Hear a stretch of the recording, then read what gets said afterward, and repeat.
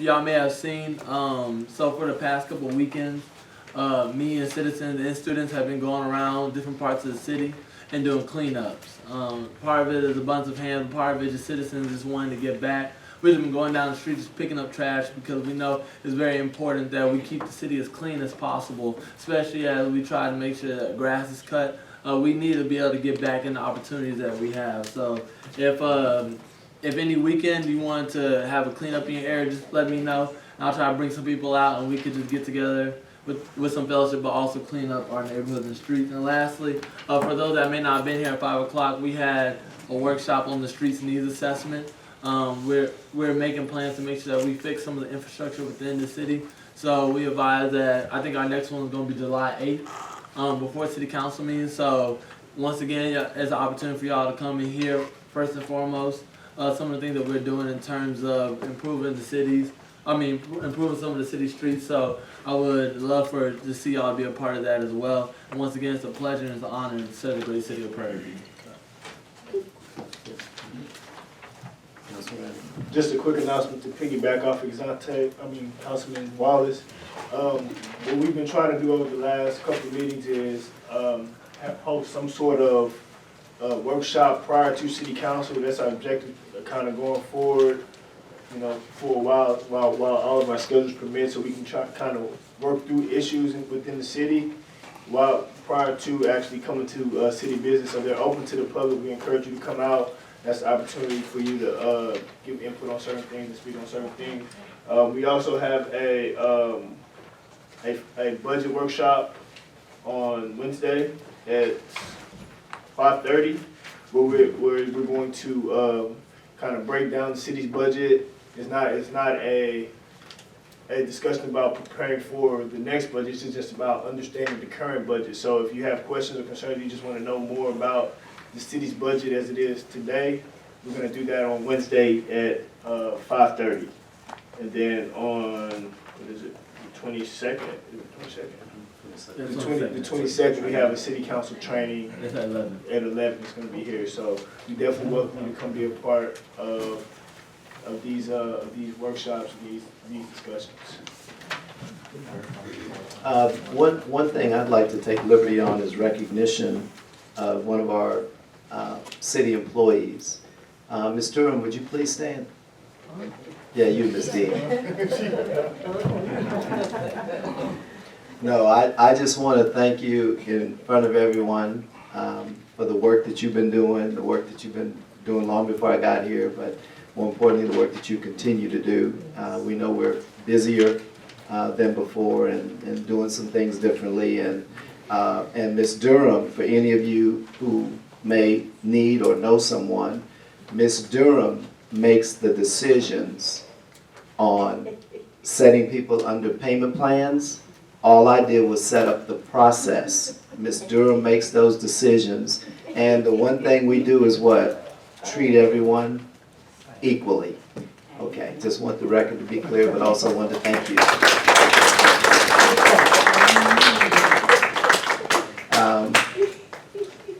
The Shell gas station and Checkers restaurant convenience store that you see where the Kirby and Daniels homes used to be, as you can tell, it's well underway. Now across the street, a speedy stop where the old Frenchies used to be will be going up, and they hope to break ground in August. So then the 10 acres behind that, they're looking to put an additional 500 student beds in the city.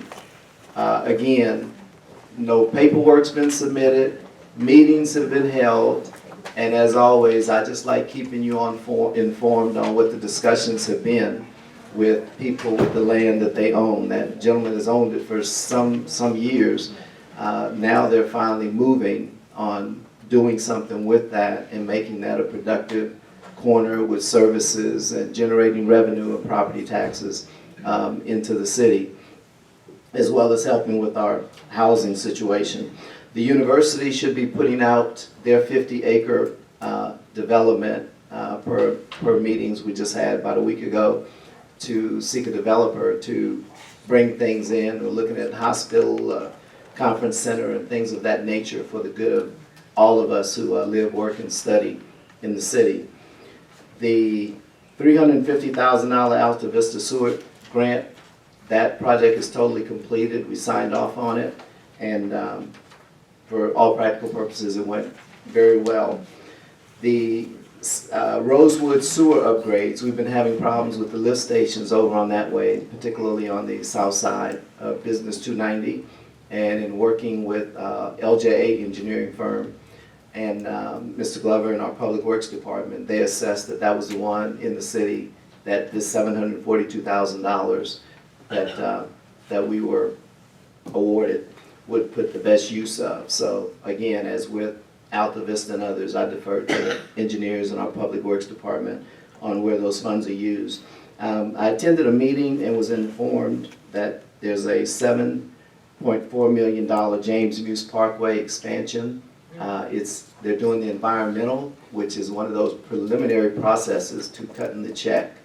And that environmental, we expect, will go well because just a couple of years ago, we did an environmental there for our $1 million water sewer project, so we don't suspect that they would run into anything.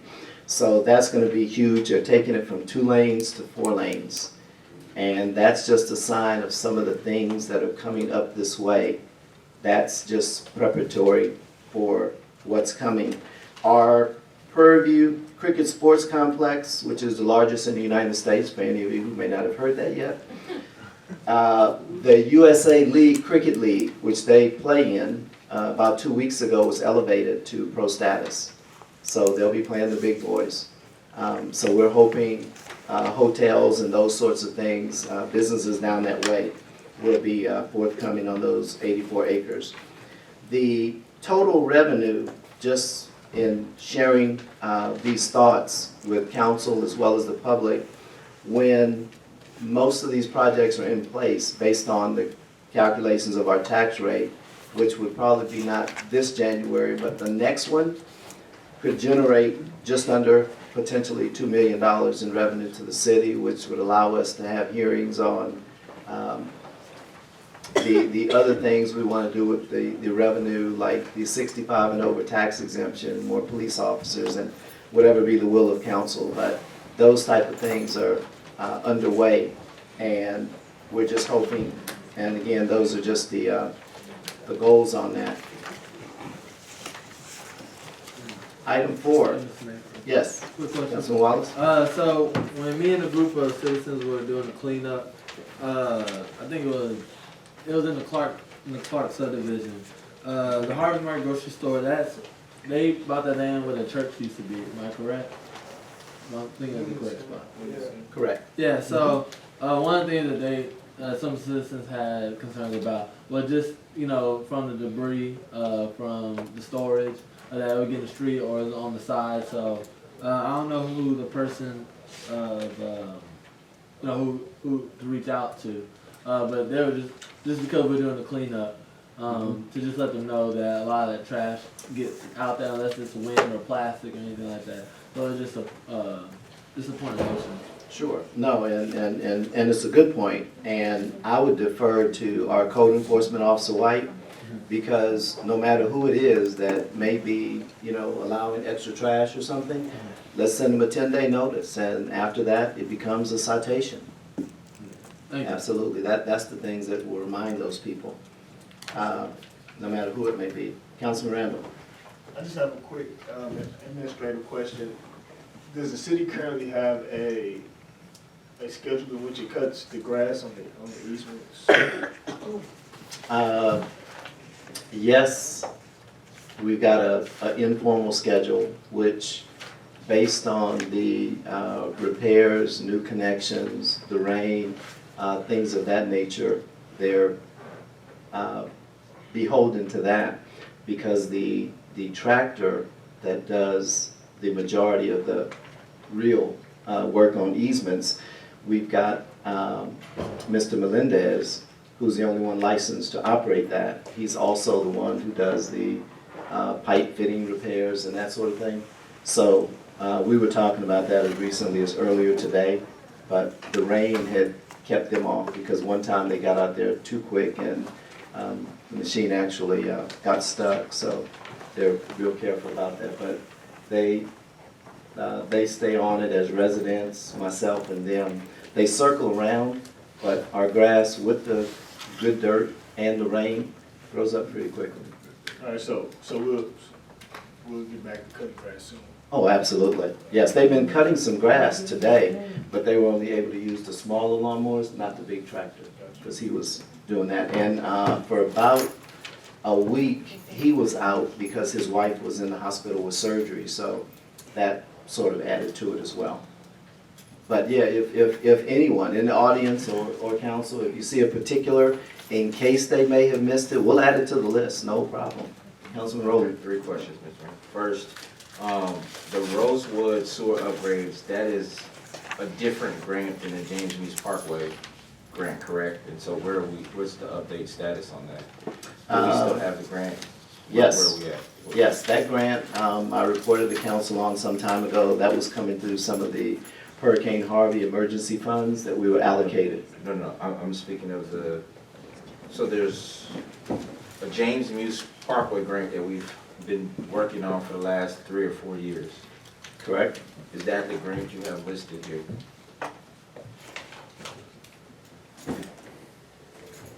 And then can you also? That's the $1 million grant, that's not the 742, that is different, those are different funds. Correct, and so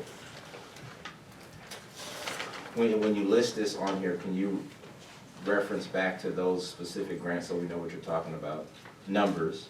And the second question is, where are we currently at with the 1.2 or $1 million James Mews grant?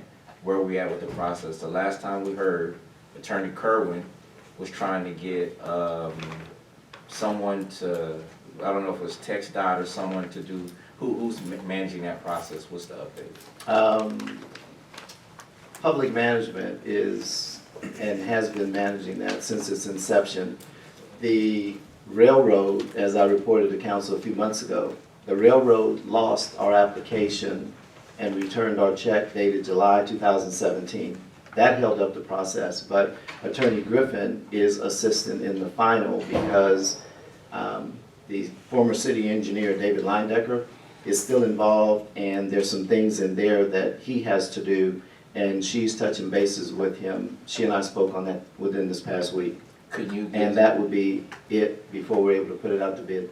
Can you give us a full report on the update or updated status on that in writing for us? Because we don't want to make sure like how they lost the check. If somebody was kind of managing it, we wouldn't have known to follow up. And so could you get us that information? Because it's been at least 3 to 4 years of this process. And we just, because we know Attorney Kerwin was dealing with it, Leinecker's still dealing with it, they no longer work for the city. So we just want to kind of get it updated. So could you give us, second question, on the Shell gas station, where have they put in a permit? Where are they at in the administrative process of that? Because that they were supposed to get a variance, and so I know planning and zoning hadn't looked at that, and there's some things that needed to happen. So I don't know how are they developing moving forward. Going to do the tanks? Has an engineer looked at that? Those types of things. And so can you give us an update on that one? Sure. An engineer is looking at it. All they're doing right now, which they have a right to do, is clearing their land. They haven't installed any tanks or anything like that. They're clearing their land. And I told them while we're looking at that piece to, start moving on some of those basic things that they have to do anyway, because there was a lot of trees up in there. But I'd have to go and look at the last communication, because I don't want to misstate on that, but they were looking at a slight variance, and we turned it over to one of the 2 engineering firms, I'm not sure which one, to take a look and see if that would be an issue. What firm is working on this? It's either Trilogy or LJ, okay. One of the 2. And the second thing is, if they had a zoning variance in your administrative report, who was planning and zoning looked at that? They can't be, so if they're zoned a specific zoning, they can't be still working or prepping land. And so I guess could you give us an update on if they need a zoning variance? Is it a subdivision variance or a zoning variance? It's a zoning variance because it's a commercial property, but their boundaries touch residential property. And so they need a setback they need some plat Well, they work. need a setback variance. Correct. So that would go to your zoning board of adjustment. Not planning and zoning.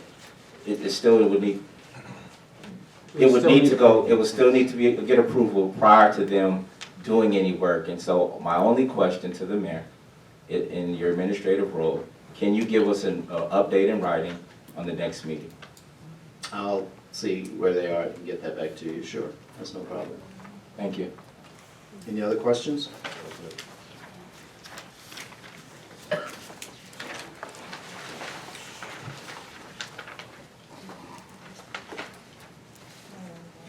Next, police department.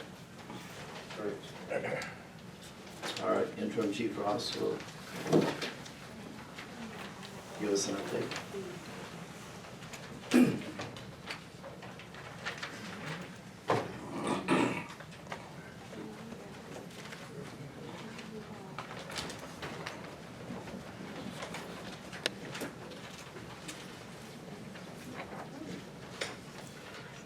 Good evening, Your Honor, City Council, and our citizens. First and foremost, let me thank you all for the immense honor to be allowed to address this council, and you are great citizens of Prairie View. Let me be clear, I do not take this opportunity lightly. As you have said, I've had the opportunity to witness the spirited debate that you guys have and speak with you all as citizens. You all take your government and the way your government is ran seriously. I believe in what you guys are doing, and as so many of you guys have told me, don't take it personally. I'm good to go with that. Let me say that it is not my position, as I discuss this activity report, to cast aspersion or give credit.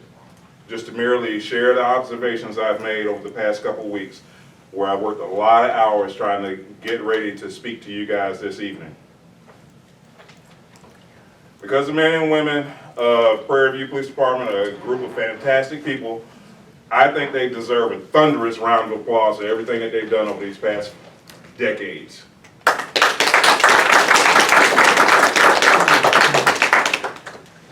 At this point, please allow me to preface this report with some of the things that have been going on that have maybe gone wrong, not been done right, or could have been done better. It's not toward anybody or any agency personally, as you guys have told me, but to merely share what information I have found. Some of this information is not necessarily the greatest of news, but I think a lot of you guys who are permanent residents and long-time residents understand that there are some deficiencies that exist in this police department. One of the first places that I have started is with our operational security at the police department. Changing the locks, implementing, and we will be implementing the use of an alarm system. That alarm system is already currently in place. This is nothing that I have to order or get done, just merely begin to have the officers use the alarm that we use. The code's not being used and not being inputted. One of the issues with the police department not using proper locking mechanisms and the alarm is that we have a lot of contraband. We have reports that we write and information that is in that area that needs to be protected anytime there's not an actual officer inside. Gone through and just done a basic walkthrough of our perimeter. We've got a lot of work that has been done by installing new fencing, new gates. It's a tremendous system. It's got barbed wire, but a fence is only as good as the gate.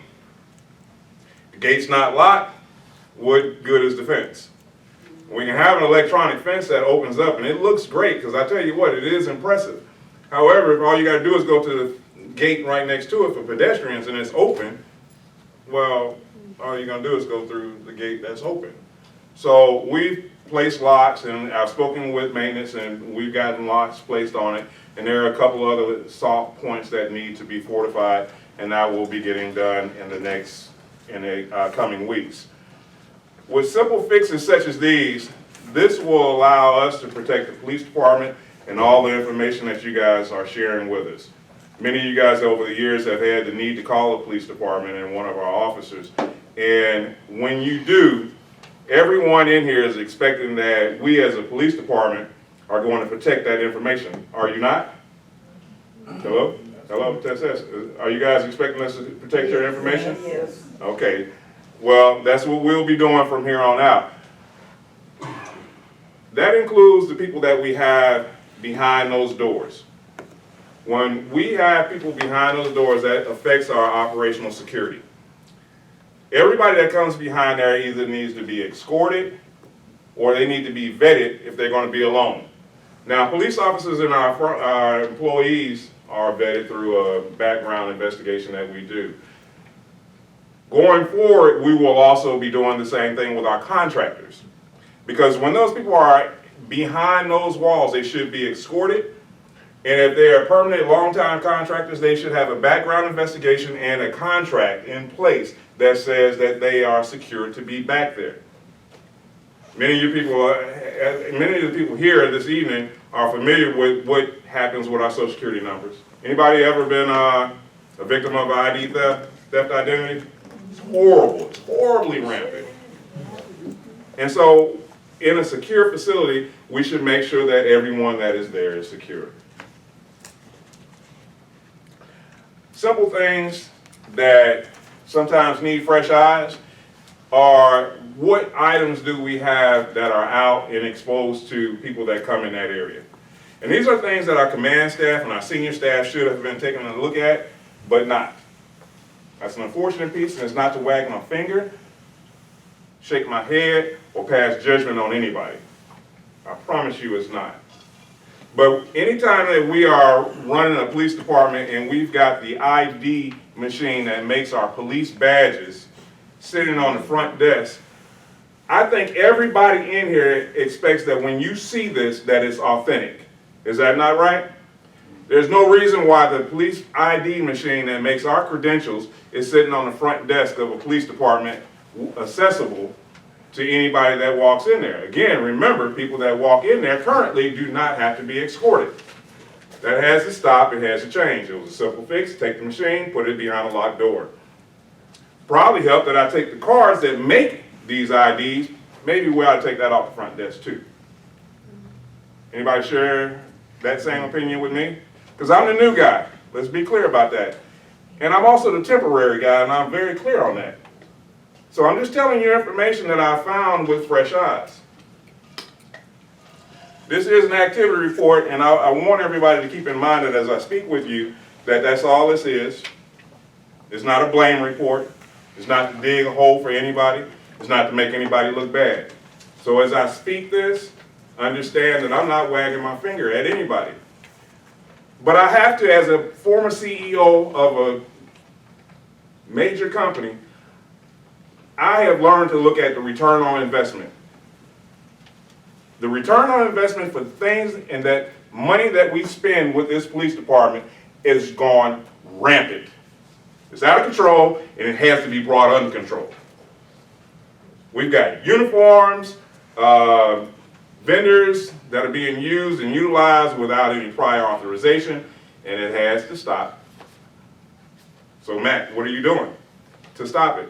We've issued memos over the past couple of weeks to say, stop using vendors without prior authorization. If you don't have an authorization, right now it's from me because I'm the first line and the last line supervisor.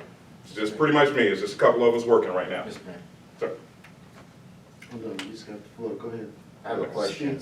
I can ask a question. Ask your question. Sir.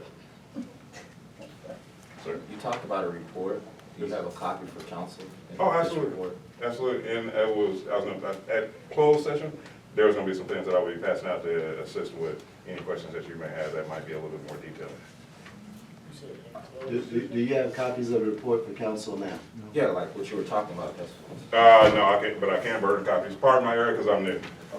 I didn't know that I needed to burn a copy at this point, because I'm just reading the activity reports and going Yeah, from what I you do. might want to get to your bullets. Absolutely. Okay. And pardon me if I'm being a little bit verbose, because some of the stuff that I'm saying is involving people that I work with. So excessive comp time, when officers exceed the comp time, is detrimental to the police and thereby the city's budget. Effectively making any and every time an officer is needed, a cost overrun. With the region's hurricane season being in full swing, there may come a time when I need to call all hands on deck. At minute number 1, that officer with excessively high overtime is costing the city at the time and a half rate. And that has to be paid on the next pay cycle because it cannot be banked. And in this case, the comp, in some cases, with some of our employees, that comp has been accruing over possibly years and maybe decades. There's been ample opportunity to whittle this time down. This financial time bomb has been allowed to fester for far too long. Then, when I began to research this issue, I was informed that the city had indeed just paid out large sums of multi-$1,000 checks in comps and vacation checks here in recent past. Excuse me, officer. Sir. So, your detail, fresh eyes of seeing this, what are some ways in which you feel as though you have overcame that? So, I know that we have a shortage in officers right Absolutely. now. And so, with us having a shortage in officers, that means that other officers still have to work overtime, right? Right now, what I did to alleviate that process is moved everybody into a 12-hour shift, thereby. So what is, I'm sorry to interrupt, but, so if you move everyone to a 12-hour shift, I think us as council have approved for some people to be part-time. And so how does that work if they're a part-time officer, but I'm pretty sure we're short-staffed that they're working full-time hours now? Right now, what we've had to do to overcome some of this, I've had to work. And I've been working 14, sometimes 16 hours a day to help cover the shortage. So what is your, because I do know that you are hired on an emergency basis. So what is your salary or compass? Currently, it's $50,000 per year. Per year, but you're only 30 days, so how is it 50? It's broken out over that. You Prorated. got a salary and whatever portion of it you work, you get that. If you work a day, you get your prorated share For of the 50. month. Yeah. So regardless upon the out, so if you Yeah. work 30 days for 14 hours, you only get the portion of, Okay, sir. In your report, I think you've identified 5 bullets that I think are good bullets that we need to talk about. Yes, sir.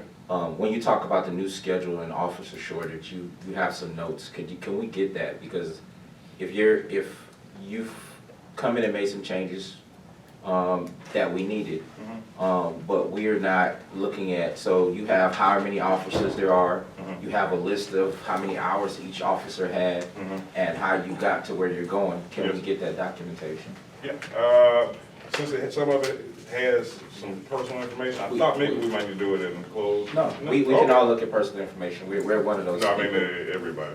No, just It us. just- Can you make a copy for us? Yeah, it just can't leave. You just can't. Can you Yeah. make a copy? So we can look at it Yeah. and give it back to you. Okay. We want, again, Council can review it. these are, if you made a decision and says that we need to go to a 12-hour shift, we want to be able to see this, to support you and the department. Yeah, sure.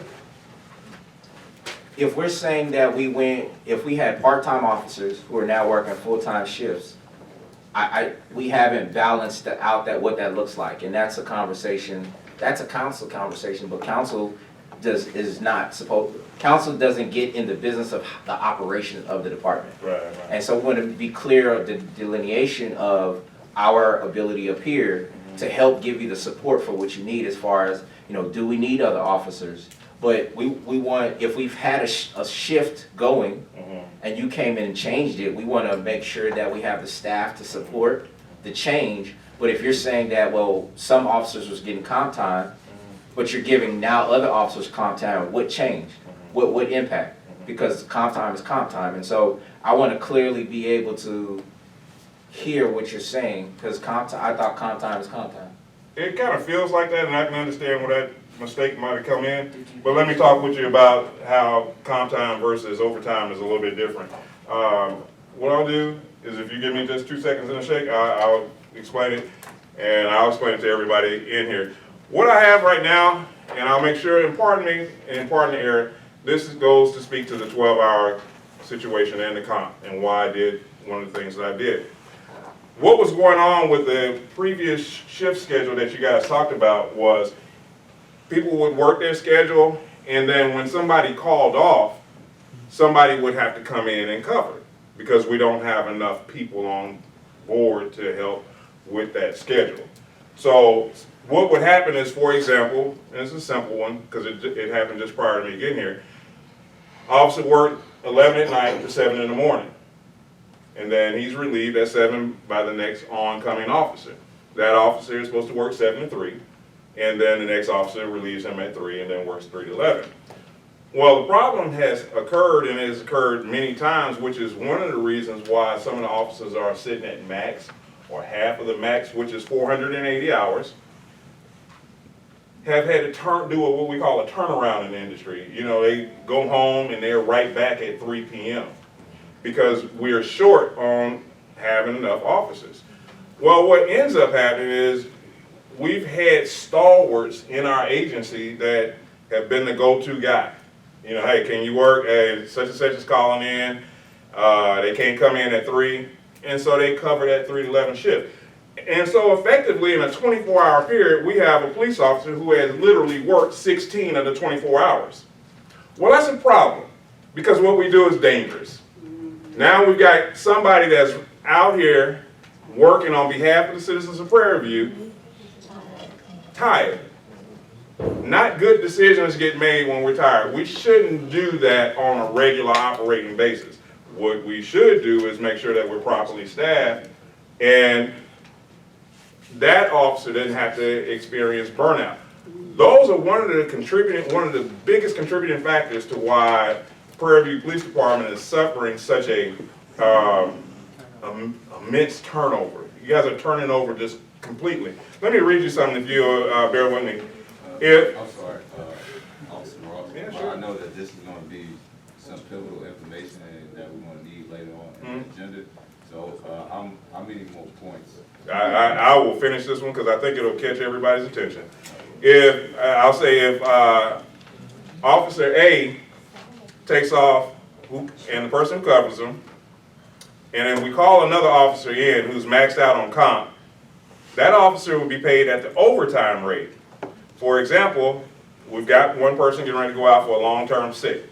But now when we call that other officer in, we'll be paying that officer $7,684.20 versus the regular rate of $3,960. That's a difference of $3,724. Gotcha. I got you. My question again on the rate issue. Mm-hmm. How many officers do we currently have? Last month, with Chief Solomon, we had all the people in the department. We just hired 3 part-time officers. And so maybe I missed a month as far as how many people we have to fully staff our department. But I thought we had more people than what